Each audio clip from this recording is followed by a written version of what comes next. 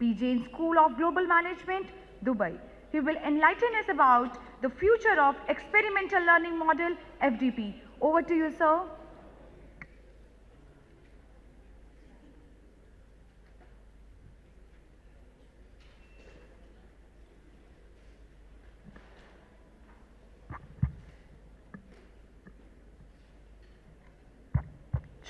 Check. Good afternoon, everybody. Good afternoon, everybody. Thank you very much. You know, one of the challenges for teachers and professors across the world is a session that happens after lunch. And internally, we call it the graveyard shift. So I have to ensure that you're awake and alive so that for the next 10 minutes to 15 minutes, I can take you on a small journey. A journey for the future of humanity. When we were in school, in colleges and universities, the kind of interaction, the kind of learning and teaching that took place was very different from what happens today. You heard a lineup of speakers talking about AI in education, technology in education, which is all very important. But at the center of it all is a human being. And here's the bad news. There's some very interesting research that says that the human concentration to listen to anything is much less than that of a goldfish. And the goldfish, by the way, has about 10 to 12 seconds of concentration. And the reason for this, in a very indirect way, is technology. You know, the ping that happens probably every 6 minutes to 7 minutes or a second, and each time there's a flash on your mobile, your brain gets distracted. And as a result, that brain, probably instead of concentrating, now gets completely disarrayed. Now, the tone that I'm using might probably portray me as an anti-technology guy. I'm not. I'm one of the people who encourage people to embrace the latest technologies. But I also want to add a word of advice that while you embrace technology, let technology not overwhelm you. You need to learn to transcend technology. And why do I say that? I say that because we'll still remain human. We'll still remain guided by divine wisdom, complemented by artificial intelligence, if you know what I mean. We need a lot of technology, and technology is making leaps and bounds in different areas, healthcare, agriculture. I live and work in Dubai, where I'd like to share two very interesting insights of the interface between technology and human wisdom. One of it is a 240-acre farm, farm. If you're familiar with the terrain of Dubai and Sharjah, UAE, it's a desert. Hardly much anything grows. But we have a farm there. Farm, of course, run by a lot of amazing Indian, Korean, and European people.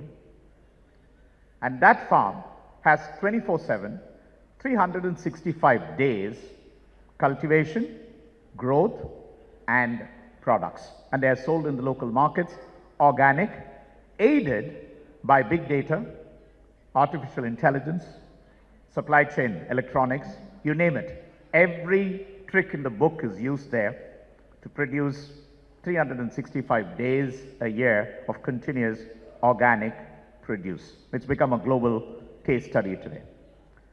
My second example comes from Dubai. So this is in Sharjah. The firm is called Veggie-Tech.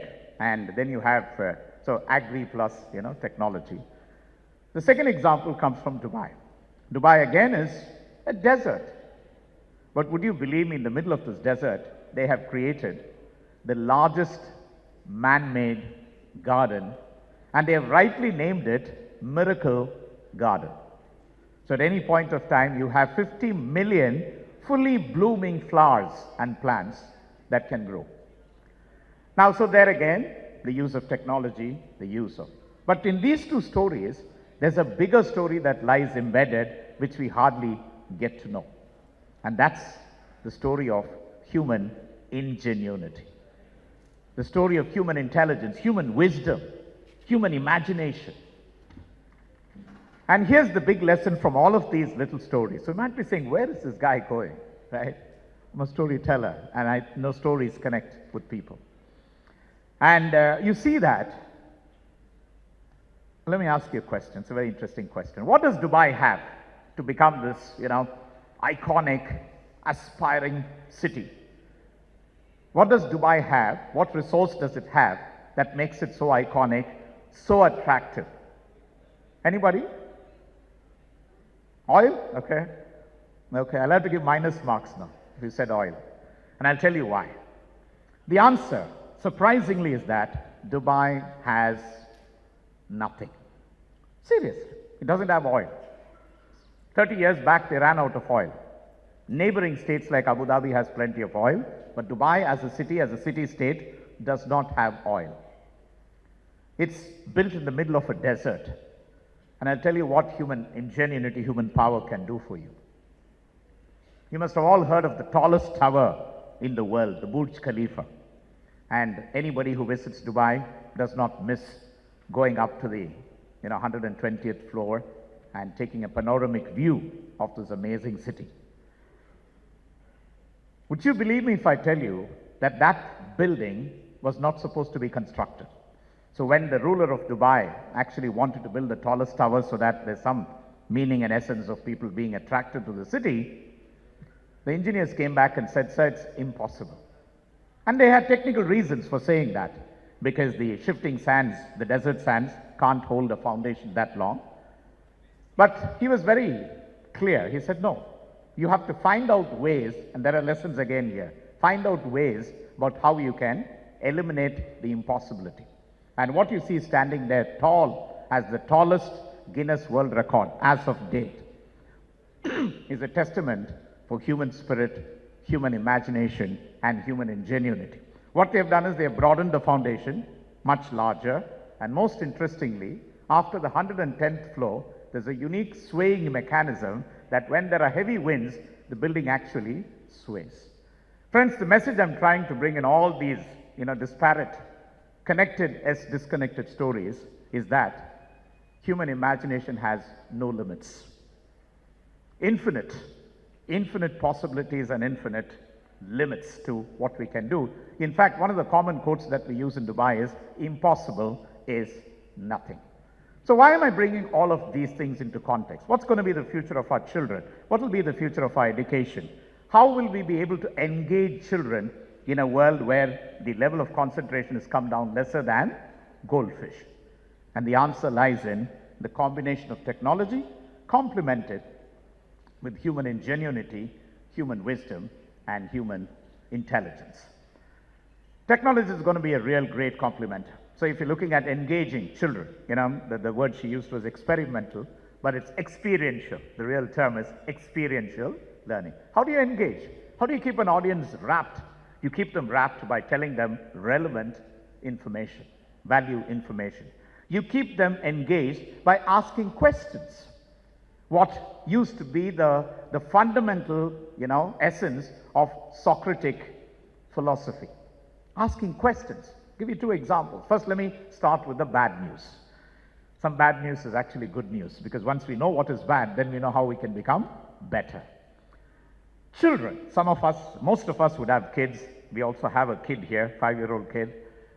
And so, children, when they start talking, listen carefully, this is a global research. Children, when they start talking, they ask questions. Papa, why is the sky blue? Mama, why is this butterfly flying? They have so many questions. And these questions continue. Then suddenly, by the age of 6 or 7, there's a dramatic shortfall in the number of questions children ask. This is global. This research is global, okay? And then you realize, well, what happened? These are kids who are by nature curious. These are kids who want to know answers, and suddenly they completely shut up. And the reason, ironically, is the education system that I and you, most of us, represent. In the school system says, we'll ask the questions, you better answer. So what we have created is a set of rote learning where the child learns because he or she has to answer questions. I think we need to flip it completely over, start getting children to ask questions, to challenge the status quo. Today it's a fine art, it's a science, the science of asking great questions. We need to teach our children why. We need to teach, encourage our children to say, why not? Can a car fly? Can a car fly? Of course a car can fly. Today you have Hyundai and Toyota who are actually working on models that can fly. There's a car already there, which is on the stage of commercialization called Aeromobile. So someone has to dream that, and someone has to challenge the status quo, ask questions. Why? Why not? What if? And today there's a whole series of research happening as to how we can become better asking beautiful questions. That's another power of experiential learning. Get them engaged. Here's my global example. Which is the world's most innovative country? The country that is most innovative. Any guesses? Sir? Well said. Superb. Why is Israel the most innovative country with a minuscule population of less than 3.5 million or 4 million max if you take all the Jews all over? What do you think is the secret? So 3 million is probably what? Noida, Greater Noida, right? Yeah? How are they able to do it? Listen carefully. Like in Asian traditions, where we ask our children to respect elders, right? Tell them, be venerable, be respectable to children, to elders. They also say, challenge what you think is not appropriate. So right from childhood, young Jewish children are taught to challenge. Not to challenge the authority, but to challenge the value and the relevance of what information is being shared. So throughout they are challenged to ask questions. If you read a book called Startup Nation, which is a story of Israel, against odds, against political odds, against war, against all kinds of challenges, they have emerged as you rightly said, the #1 most innovative country in the world. On an aside, they are also the country that has the largest proportionate number of Nobel laureate, highest to any country, whether it's medicine, whether it's science, whether it's economics, whether it's literature. And the reason they are able to develop that talent is the ability to ask questions and challenge the status quo. And it is not about, a challenging authority. Related to that is the power of human collaboration. I love the technology models that are going to, let's say, make us look at classrooms of the future in a different way. But here's a very interesting, important insight. Most of us, almost all of us got affected by COVID. We had to work from home, learn from home, right? We had to do a lot of stuff from home. But deep down, once the COVID pandemic was getting over, we all were longing to go back. Are you with me? We wanted to go back. We wanted to go to, I'm a college professor. I can't be sitting at home and teaching on Zoom. I want to see my students. I want to interact with my colleagues. That's what I want to do. So what it shows you again, it's biological. It's neurobiological. You have a social brain. I have a social brain. That's why conferences like this make so much meaning. Because we connect with people, we share ideas, we share thoughts, we share knowledge, we share wisdom, and the power of collaboration. And friends, let me also tell you this. It's a counterintuitive thought. We are conventionally brainwashed into thinking competition is good. Greed is good. Ironically, the reality as per science is that greed is not good, neither is competition. And I'll validate this in a minute. If you go into the history of humanity, if you go into the history of civilization, the best things have happened because people came together. Even the lone genius theory is a myth. There's no lone genius. It's not a Steve Jobs. It's not a Thomas Edison. It's groups of people coming together, sharing and putting their ideas together that have made the world a better place. So the second important thing, with or without the latest technologies, is the power to bring people together, the power to collaborate. Immediately after COVID, there was a landmark best-selling book by a Dutch historian. I would encourage all of you to at least browse through it. The book is called, very simply titled, Humankind. Humankind. And what the professor argues is that throughout history, with all the wars, with all the challenges that we had, the disasters, both man-made and natural, humanity came together to create a better world. To create a better world. And the researchers even went to the next extent to look at it in a computer simulation. So they did a computer simulation and looked at computational biology and said, would people from a computational perspective willing to collaborate, cooperate, or conflict? And the answer was surprisingly, even the computer chose to cooperate. So I think the message is loud and clear that we need, yes, we need the greatest of technologies to help us, no doubt. I'm an ardent admirer and adapter of the latest technologies, but having that, getting the real engaging experiences not by technology which can complement, but by remaining human, being curious, making our students imaginative, the power to design and asking the right questions, and the power to collaborate. In fact, we need to break those narrow barricades of, walls. The walls are not physical, the walls are here.